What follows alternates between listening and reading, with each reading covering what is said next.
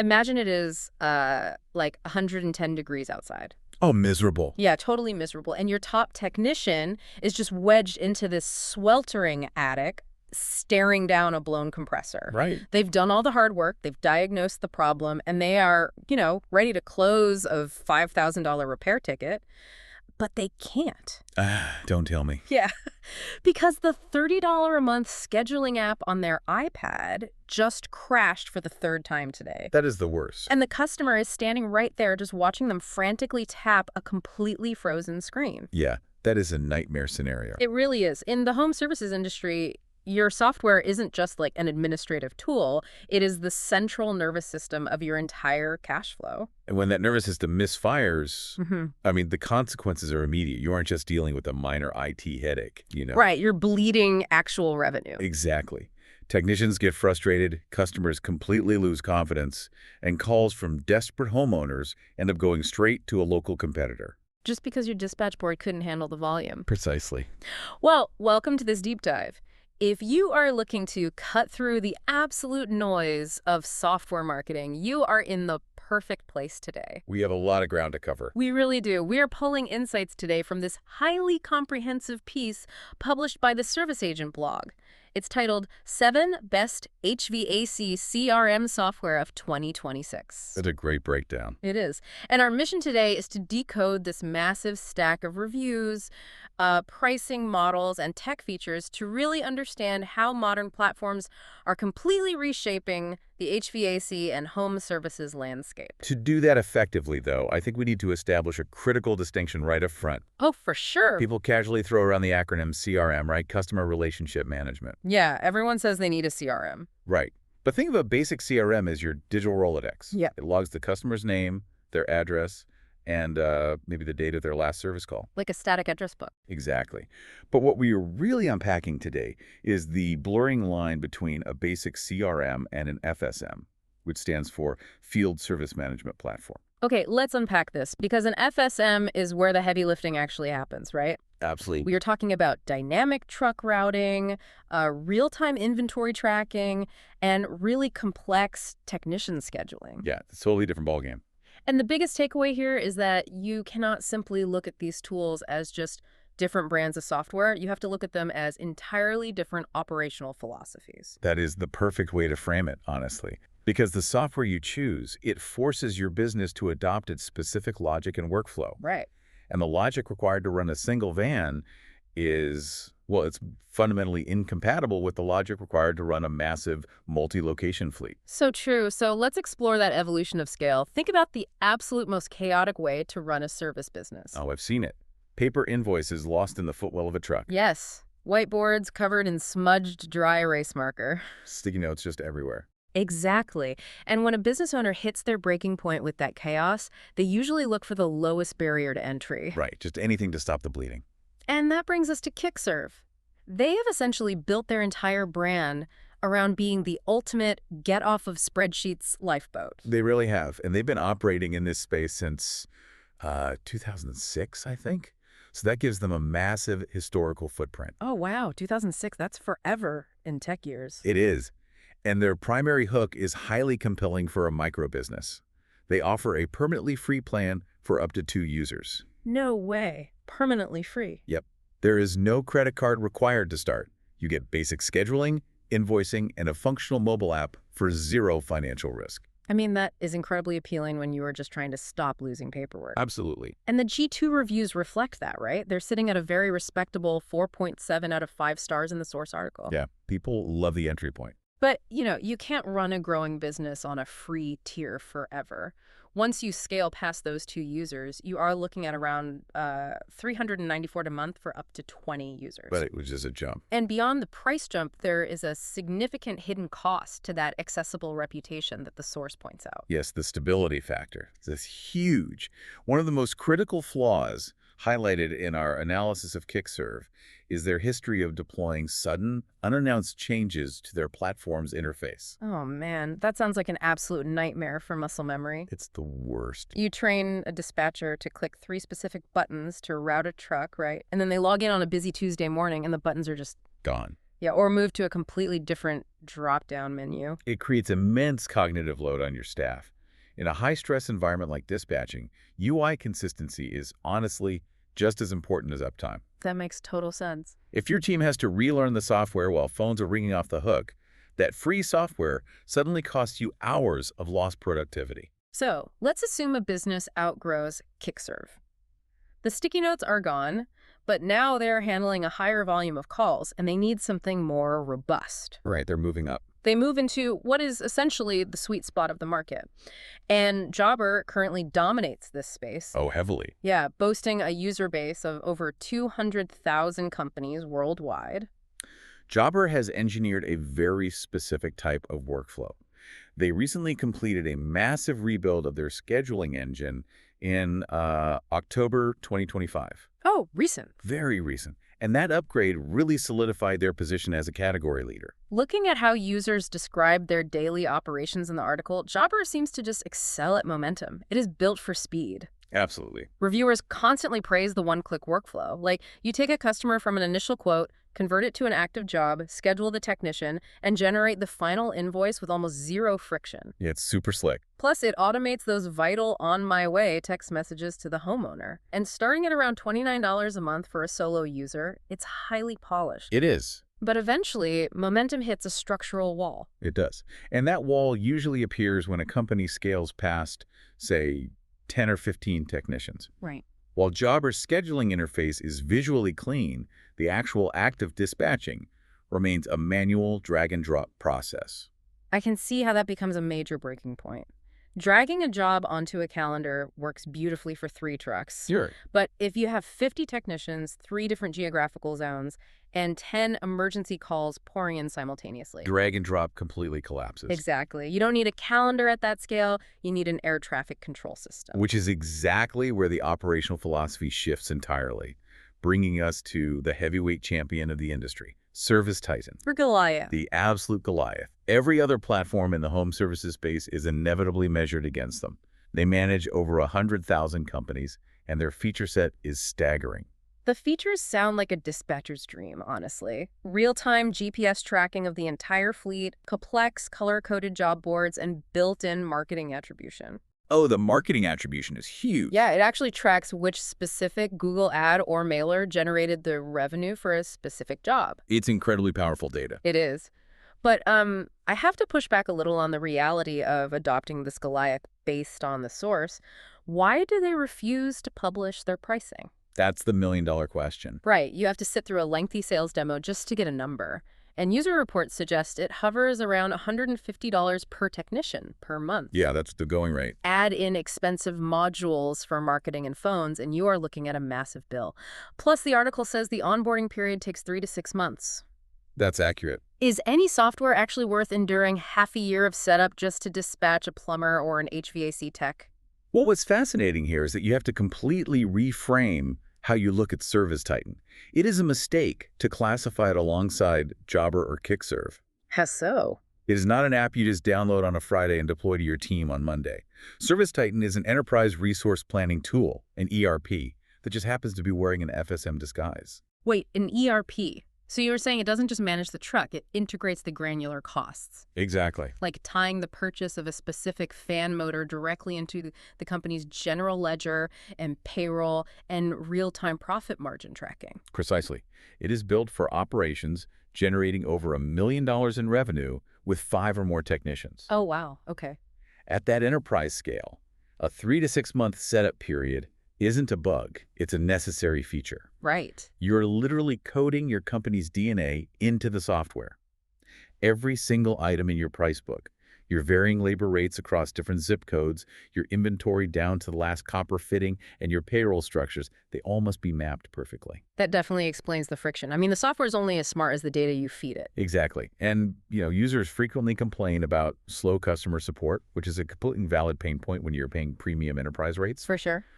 But the massive upfront investment of time and money yields an unparalleled level of financial control for a large-scale operator. Which brings up a huge human element we really can't ignore. When an owner decides to implement an ERP like ServiceTitan, they aren't just fighting the software. They were fighting their own staff. Oh, the change management is brutal. Yeah. You have veteran technicians who are used to doing things their own way, and suddenly the iPad is forcing them through a rigid 12-step diagnostic checklist before it even allows them to build a quote. Right. The friction of migrating data is hard, but retraining stubborn humans might be the biggest hidden cost of scaling up. That behavioral friction is very real, Right. but it transitions us perfectly into another major variable. Yeah. Because scale isn't the only thing that breaks software. Sure. The actual type of work you do is just as critical. Right, because the operational logic required to fix a homeowner's broken AC unit in the middle of a July heat wave completely fails when you try to use it to manage a corporate high-rise's annual maintenance contract. They're two completely different languages. The environments are alien to each other, so let's look at the residential closers first. House Call Pro and Field Pulse are routinely highlighted in the source as the champions for residential, business-to-consumer HVAC. Yeah, House Call Pro, which runs roughly $59 to $149 a month, provides a very solid baseline. It seems like a popular choice. It is. It shines with automated review requests and a generally approachable mobile app. Though it is worth noting that some field technicians report the app can occasionally glitch and force a restart of the job page. Which, again, takes us right back to that 110-degree attic scenario. Right. Not ideal. A glitchy app under pressure is a massive liability.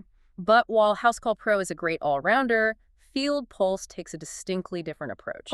And here's where it gets really interesting. Oh, their sales features. Yes, Field Pulse isn't just focused on scheduling the work, its entire architecture is built around actively selling the work. They achieve this through a specific feature: dynamic proposals. Tell us about that. Well, the platform empowers technicians to build tiered pricing models, typically framed as good, better, and best, right there on their tablet while standing in the customer's living room. So instead of handing a homeowner a single slip of paper that says $1,200 to fix the compressor, the tech hands them a full digital presentation. Exactly. Option A is the $1,200 baseline fix. Option B is a $3,000 partial replacement with a better warranty. And option C is a $7,000 premium system overhaul.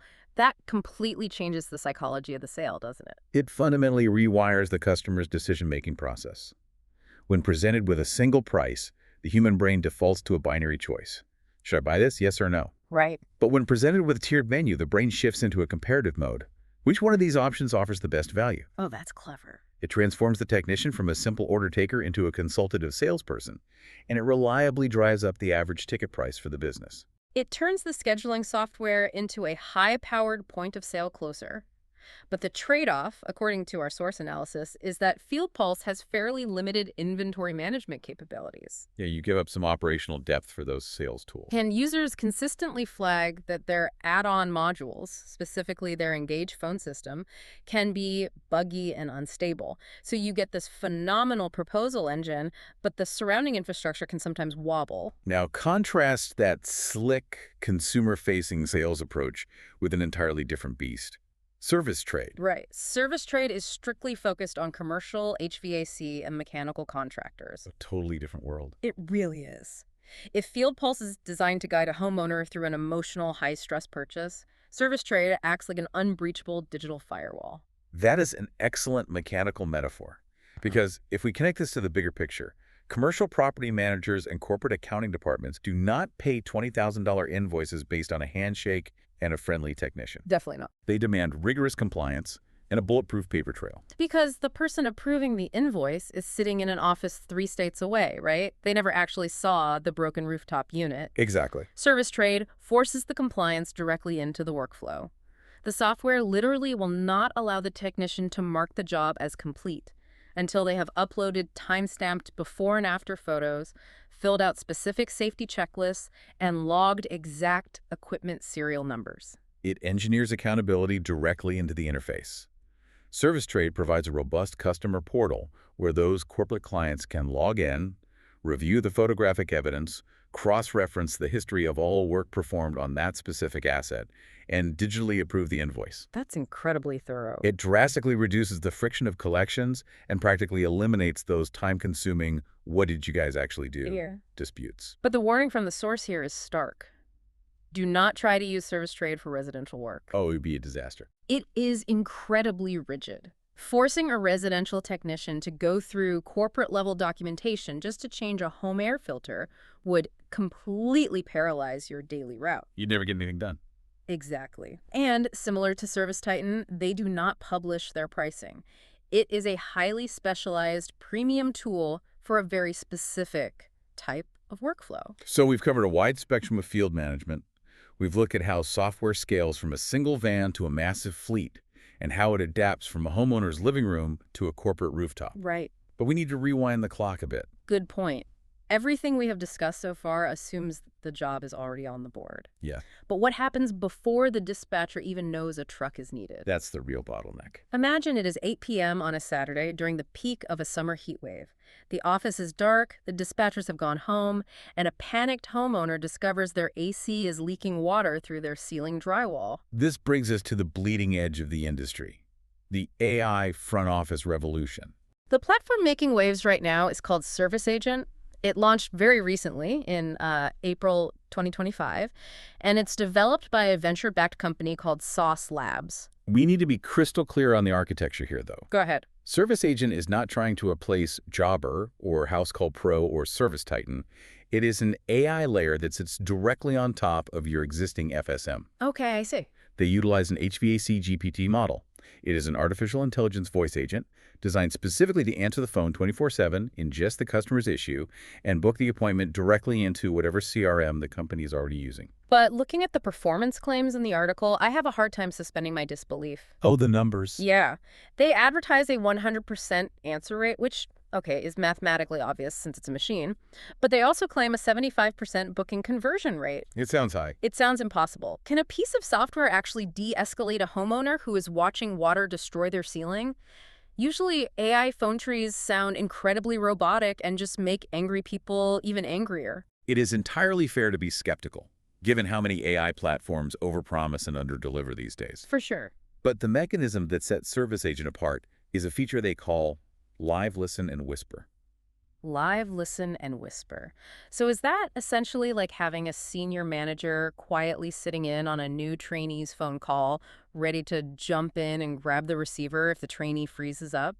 That is exactly how it functions. While the AI is conversing with the stressed homeowner, human staff, if they are available, can monitor the audio in real time. Oh, wow. If the AI hallucinates, or if the customer's problem is dangerously complex, the human operator can type a prompt that the AI smoothly integrates into its next response, where the human can seamlessly take over the call entirely. That is brilliant. It bridges the gap between robotic efficiency and necessary human empathy. And it trains the AI on the specific vernacular and nuances of that individual HVAC business over time. That is huge.